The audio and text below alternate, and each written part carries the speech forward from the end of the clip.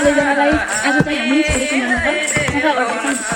म चाहिँ कन्नडबाट यहाँ गर्न आएको अहिले सफा गर्नलाई धेरै डाँडाबाट अनि यहाँहरू चाहिँ भिडियो गरेर हाम्रो अङ्कल हुनुहुन्छ सबैजनाले हाम्रो काम हेर्नुहुन्छ त।